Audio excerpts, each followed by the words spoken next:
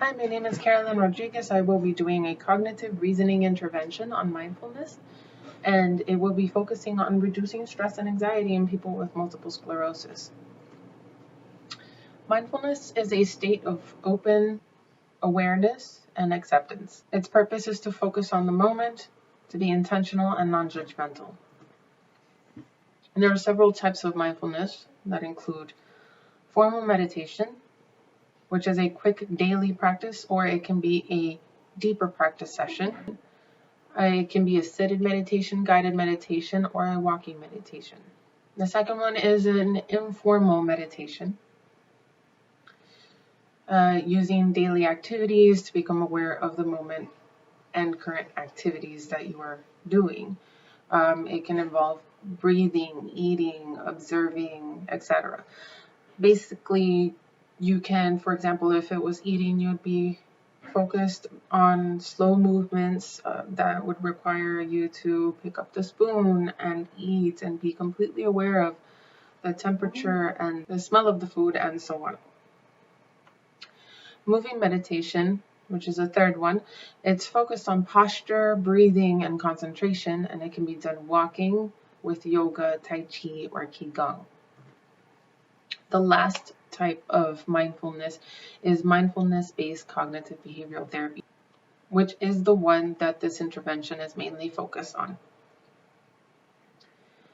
Mindfulness-based cognitive behavioral therapy is used to cause behavioral change, understanding with themselves and the world around them, guide their emotions, navigate their negative emotions, and introduce positive thoughts and acceptance towards oneself and the world around them. What is it? There are 3 main points that are explained in Dattilo and McKinney. The 3 points are intention, in other words, why you are doing this. Attention, which can be attention to internal or external experiences around them. Mindfulness can be changed and adjusted according to what the client's needs may be. And it can be used for treating people with anxiety, depression, pain, addictions, cancer, cardiac problems, epilepsy, diabetes, ADHD, PTSD, and psychosis. As far as the history is concerned, through Eastern philosophies and traditions, mindfulness has been around for thousands of years. Buddhism and Hinduism is mainly focused on reflection and truth within oneself. In the 1960s, Westerners became interested in mindfulness practices, and in the 1970s, it was introduced in Western medicine and psychotherapy. There are 5 types, according to Dattilo and McKinney, of mindfulness practices. Focus on the breath, basically focusing on how your breath goes in and out, how it feels, and just taking your time. Focus on the body is more of a body scan. Moving meditation can range anywhere, as I explained before, like yoga, tai chi, qigong, walking meditation. Mantra meditation, basically, you would have to use a phrase and you would have to repeat it over and over again and just focus on that phrase and put intention behind that phrase. Informal mindfulness practice goes back to how you're holding a spoon and how the food smells. That's paying attention to the activity that you're currently doing that is a daily activity. The purpose of mindfulness is to minimize needless suffering, and it contributes to positive emotions and acceptance of oneself and the world around them. It helps them navigate emotions and pain, things that they may have a difficult time going through. It may be a little simpler to use mindfulness in order for them to be able to handle those emotions. It improves their perception of themselves and the world around them, and it improves their overall quality of life. This intervention is mainly focused on people with multiple sclerosis. According to Porter, it describes multiple sclerosis as an autoimmune disease which causes chronic inflammation of the central nervous system. The immune system attacks the nervous system and, as a result, slowly destroys the myelin sheath of the neurons which run through the entire human body. The myelin sheath is described as a fatty tissue, one which is protective of the nerve fibers within the brain, the spinal cord, and the optic nerves. Now, with this disease, it's kind of like looking at an electrical cord. You have the rubber part that's protecting the wires inside. What happens is that the immune system attacks those neurons, the part on the outside, which would be the myelin sheath in this case. It breaks it down, and then the wires or the nerves that are being protected by the fatty tissues are now exposed and eventually start damaging. The message from point A to point B does not completely come across, and as I described before, it is neurons run across the entire human body. So if a message does not make it through, you may lose motor functions, or you may even lose some cognitive capacities, or you may have some cognitive dysfunctions.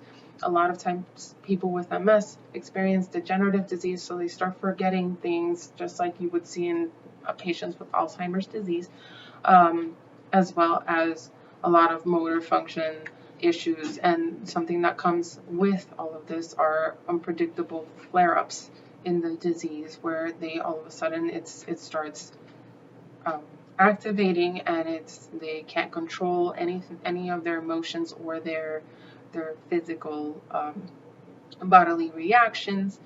And this can cause a lot of stress and anxiety because you never know when it's going to happen. For one of the studies that I had chosen for this intervention, it was one by Benini and his associates, where they were studying the association between mindfulness and well-being of people with MS. They had 115 participants which completed the study.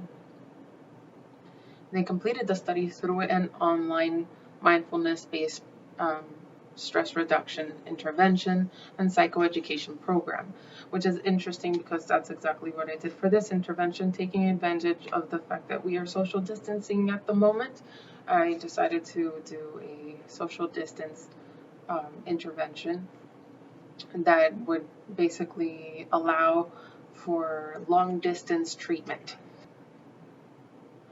The study concluded that mindfulness and psychoeducation are necessary to protect the emotional health of people with multiple sclerosis. There was a second study that was done by Navidi and his team. They had 45 randomly selected participants with multiple sclerosis. They did a CIMT, Social Perception Questionnaire, and Solution Focused Group Therapy. The Solution Focused Group for family support increased from 12.5 to 16. Friend support went from 11.9 to 14.8, and the others went from 15.1 to 15.7. Anxiety decreased in the solution focus group from 36.4 to 26.4, and dependency decreased from 32.4 to 25.6. The study concluded that mindfulness-based cognitive therapy greatly improved dependency as well as family and friend support. How to implement. The implementation can be short or long and can use various techniques like the ones that I mentioned before. You can mix and match them depending on what the client's needs are. People with multiple sclerosis do tend to get tired very easily, so you might need to extend or shorten the amount of time that you do the interventions depending on what it is and what the client is capable of. You should always do a pre and post screening just to see where the client is at and how they're progressing with the intervention. And I did the short version for this video, but you can also do a longer version. And like I said, you can always mix and match the different things. The short version is just going to have a 3-minute breathing meditation. And then we're going to have a loving kindness meditation where we focus on acceptance and the appreciation of life and people around you, and loving kindness towards the world and yourself. The longer version of that would be breathing for 3 minutes, body scan, which should take about 10 minutes, where you individually start from the toes up and you ask the client to relax as you go. And then loving kindness meditation should be 10 minutes, but in this case I lowered it to about 2 minutes since we're going to be focusing mainly on breathing and loving kindness. The materials that you would need That really depends on the client and the location. The materials that you would need can range depending on what the client needs are, what the location is, and how this is all going to be done. In this case, we did a video chat where I guided my friend Ahmed, who happened to find out that he was going to have a baby. So he was very happy before the intervention, and we were both all bubbly. Anyway, the materials can vary. So if you are going to do, for example, a video chat session, that would require you to have a computer to video chat with, that would have a mic and would have a camera. You can also use different materials for relaxing purposes, like relaxing music. And for relaxing music, you would need something to play it on, or to send the person a link to music that they could listen to while they listen to the intervention, and yoga mats if they want to lie down or if they want to sit down. Generally, with people with multiple sclerosis, you don't want to put them in too many different positions. Like I said before, you want to ask the patient, see, are you comfortable being in this vulnerable position, or would you like to just sit in a chair, and then just adapt the intervention to the person. You can also use other materials that are mainly for meditation, like a singing bowl or a bell, to signal when to start coming back from the meditation or when to start the meditation, and more or less give some checkpoints to where you are in the meditation. That could also help you lead. But if you want to keep it super simple, just being able to sit in a chair and listen to the instructor should be more than enough. It doesn't need the music, it doesn't need any of that. It can be kept very simple, and it is affordable. And now I'll be presenting my intervention that I did with my friend Ahmed, as I mentioned before. As I mentioned before, he just found out he's going to be a daddy, so he was a little happy already to begin with, but he just came back from a long day of work. So based on the results that from the pre and post screening that I did with him on this next portion, he did show improvements, and you will see now. Okay, so for today, we're going to be doing a mindfulness intervention. We're going to be focusing on breathing for 3 minutes, and then we're going to be doing a loving kindness meditation for 2 minutes. I do want to ask you some questions before we start, though, just to see where you're at. This is mainly going to focus on your state of mind at the moment. All right. So the first question is, on a scale of 1 to 10, how this is to determine if you're feeling depressed or sad or happy or joyful. 1 being you're happy, joyful, and hopeful. 10 being you're unhappy, extremely depressed, and sad. Okay. I'll say I'm a 1. Oh, I mean, yeah, considering the yes, considering the situation. Anxiety. 1 to 10, 1 being calm, content, functioning well, and 10 being highly anxious, interferes with life function. 4. Okay, I can see why. Pain. If you feel any physical pain, 1 being free of pain, 10 being intense pain. I want to say 4 on that one also. Okay.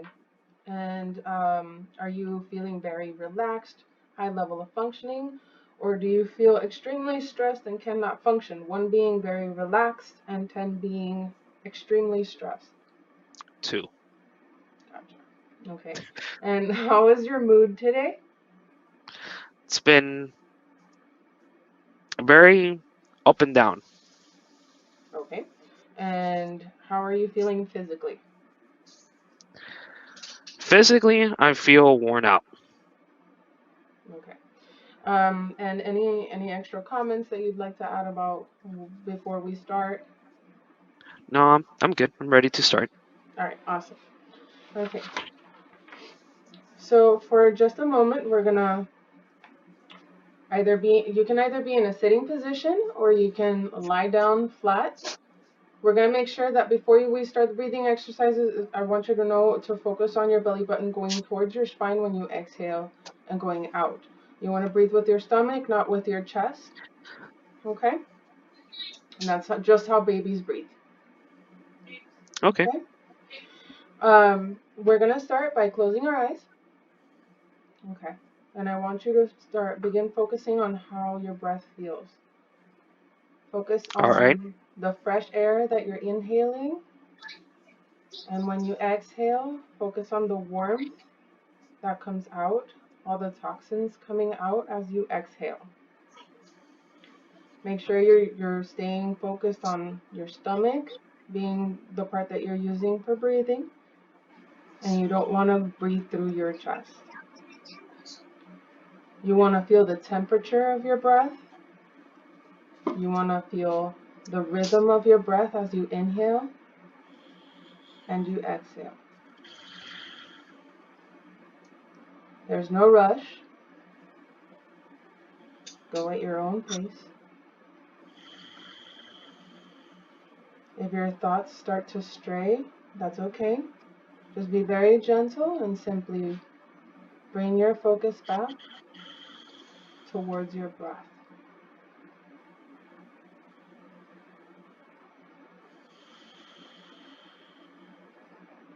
Let's keep focusing on that air going in and out.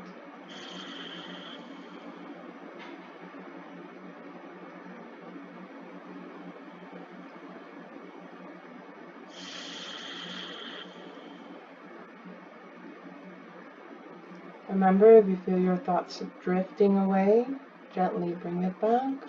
Release all of your frustrations with every exhale, and every time you inhale, imagine energy flowing in towards you. Every breath out, you're releasing the toxins. Every breath in, you're intaking healing and energy and positivity. And breathing out all the negativity.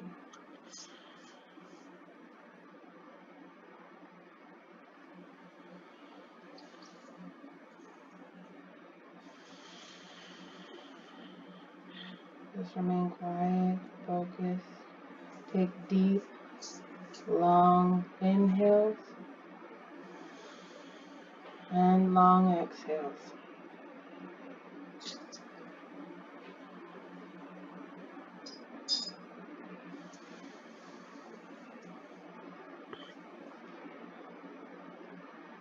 Take your time as you move on to focusing on happiness and your well-being as you take in every breath. Every breath brings in positivity, healing, and focus that healing towards the areas that hurt the most. Every breath out takes out the pain and releases all the frustrations that you may currently have or hold.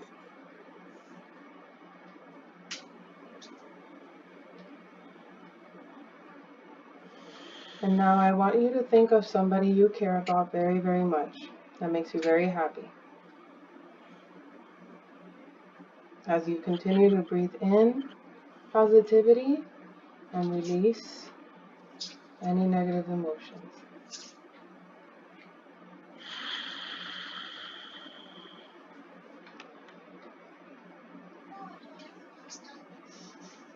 Focus on compassion and love towards yourself. And don't worry if your thoughts drift once again, just gently bring them back into focus. Start focusing on compassion and loving kindness towards yourself and towards others around you.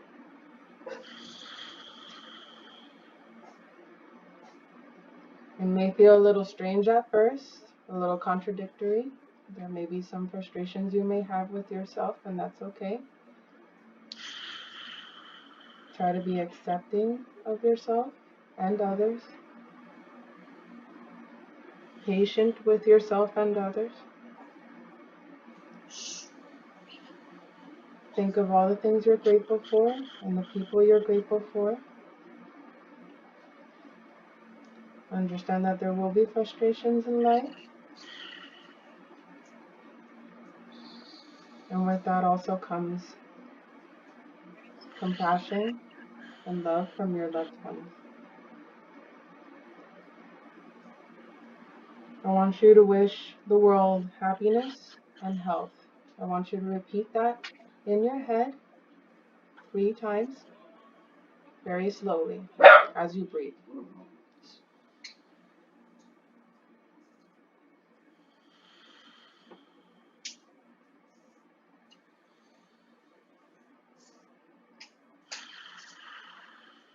Wish the world happiness and health.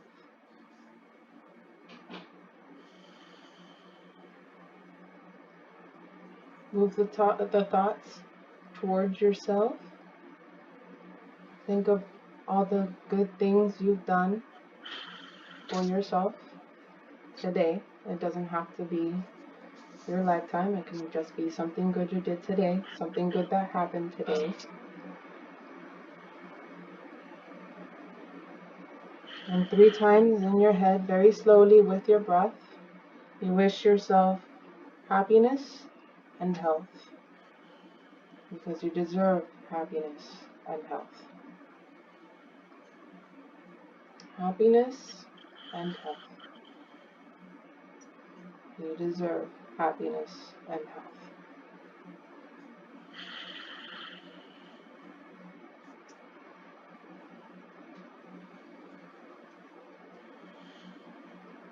Perfect. We're going to take a couple of deep breaths, keeping your eyes closed. Hold your breath for 2 or 3 seconds and release.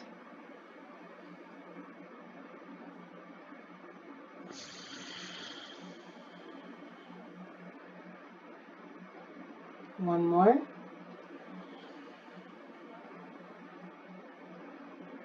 And release. Perfect. You can now open your eyes. How do you feel? Feel good? Good, good. Okay, so I'm going to ask you a few questions just to see how you're doing now compared to how you were doing before. So on a scale of 1 to 10, are you feeling happy being 1 or sad or unhappy being 10? 1. 1. Anxiety, are you feeling calm and content, that being 1, or are you feeling highly anxious being 10? 1. Okay. And on the scale of 1 to 10, do you feel free of pain, that being 1, and intense pain being 10?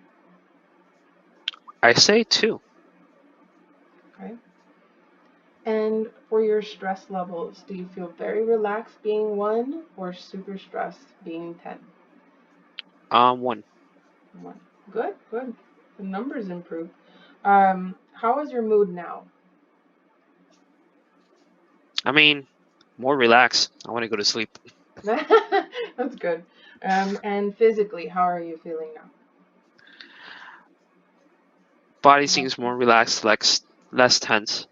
Okay, that's good. Anything else you want to add to that? Besides being relaxed to the point that you could fall asleep, that's pretty much All right, it. enjoy your nap.